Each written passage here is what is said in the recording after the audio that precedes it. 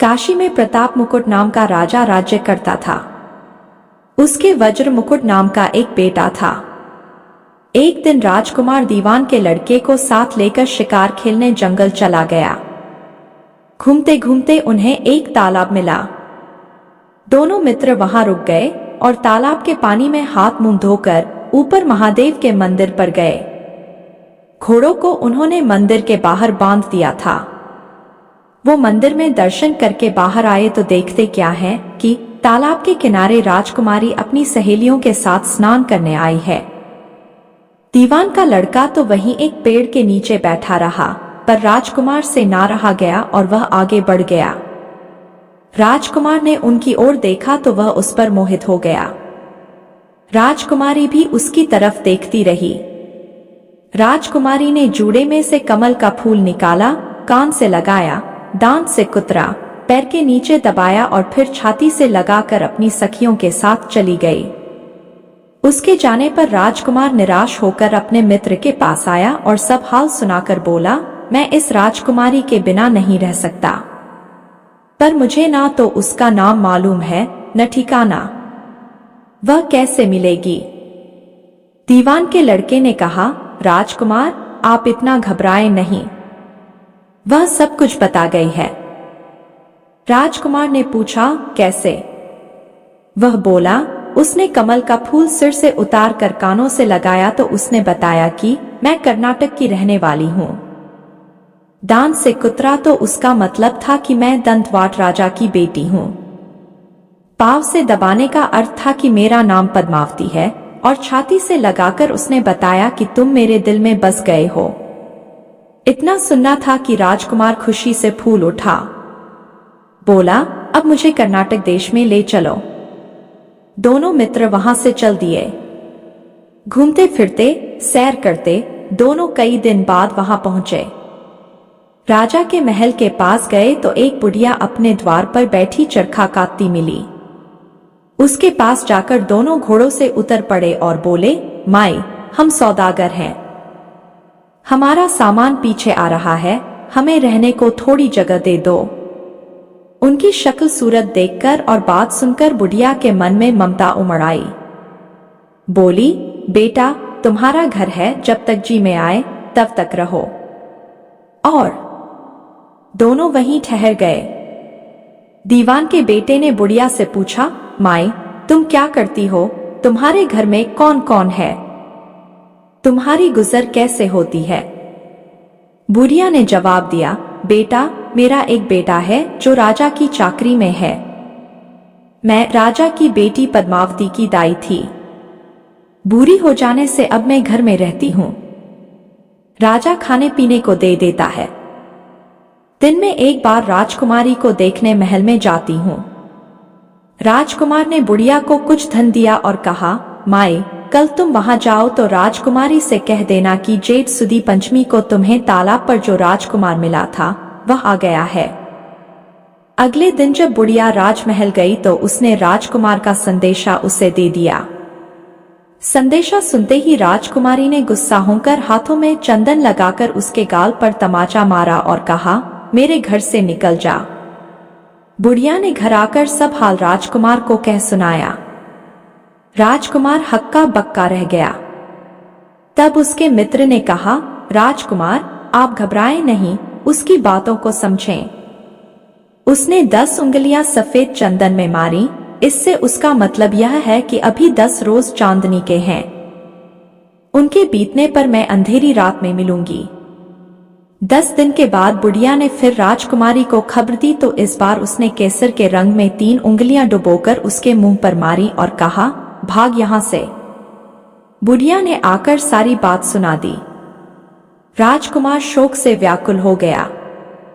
दीवान के लड़के ने समझाया, इसमें हैरान होने की क्या बात है?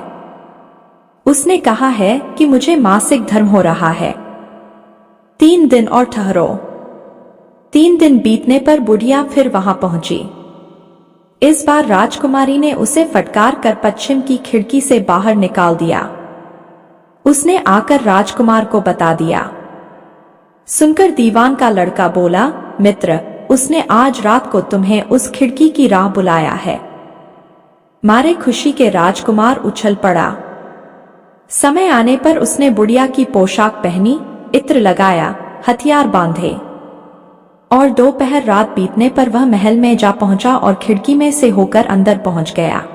राजकुमारी वहां तैयार खड़ी थी। वह उसे भीतर ले गई। अंदर के हाल देखकर राजकुमार की आंखें खुल गईं। एक से एक बढ़कर चीजें थीं। रात भर राजकुमार राजकुमारी के साथ रहा। जैसे ही दिन निकलने को आया कि राजकुमारी ने राजकुमार को छिपा दिया और रात होने पर फिर बाहर निकाल लिया।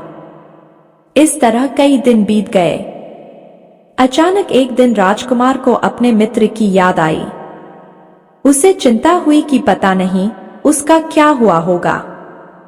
उदास देखकर राजकुमारी ने कारण पूछा तो उसने बता दिया। बोला, वह मेरा बड़ा प्यारा दोस्त है, बड़ा चतुर है। उसकी होशियारी से ही तो तुम मुझे मिल पाई हो। राजकुमारी ने कहा, मैं उसके लिए बढ़िया बढ़िया भोजन बनवाती हूं। तुम उसे खिलाकर तसल्ली देकर लौट आना। खाना साथ में लेकर राजकुमार अपने मित्र के पास पहुंचा। वे महीने भर से मिले नहीं थे।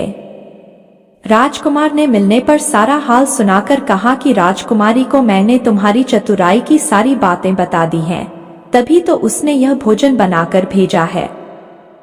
दीवान का लड़का सोच में पड़ गया। उसने कहा, यह तुमने अच्छा नहीं किया। राजकुमारी समझ गई कि जब तक मैं हूं वह तुम्हें अपने बस में नहीं रख सकती, इसलिए उसने इस खाने में जहर मिलाकर भेजा है। यह कहकर दीवान के लड़के ने थाली में से एक लड्डू उठाकर कुत्ते के आगे डाल दिया। खाते ही कुत्ता मर गया। राजकुमार को बड़ा बुरा लगा। उसने कहा, ऐसी स्त्री से भगवान बचाए, मैं अब उसके पास नहीं जाऊंगा।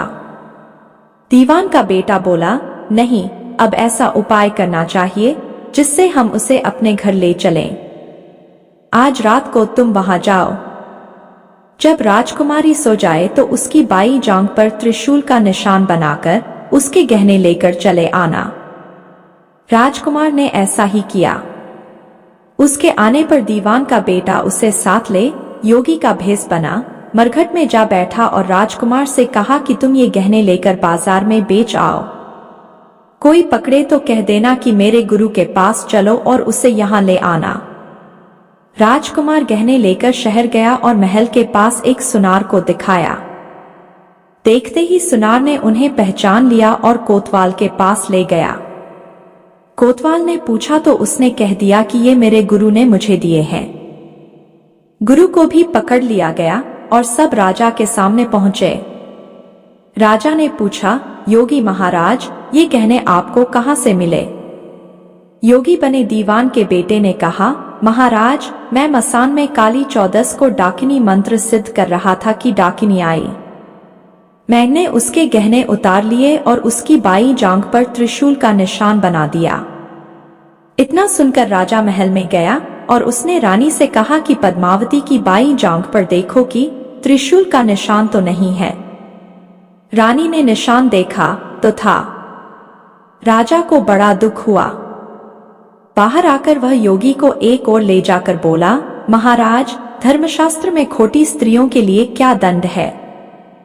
योगी ने जवाब दिया, राजन, ब्राह्मण, गौ, स्त्री, लड़का और अपने आश्रय में रहने वाले से कोई खोटा काम हो जाए तो उसे देश निकाला दे देना चाहिए।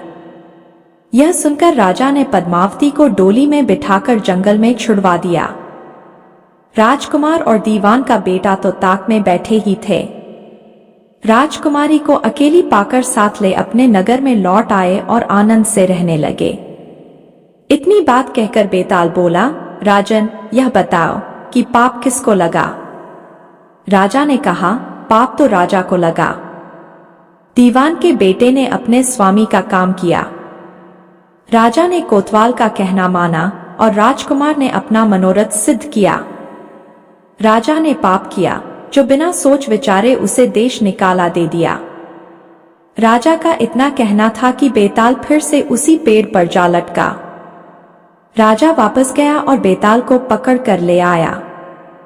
दोस्तों, इस कहानी से आपने क्या सीखा, कमेंट करके जरूर बताएं। दोस्तों, कहानी अच्छी लगी है तो इस वीडियो को लाइक करें और ऐसी ही कहानियां सुनने के लिए हमारे चैनल को भी सब्सक्राइब करें। धन्यवाद।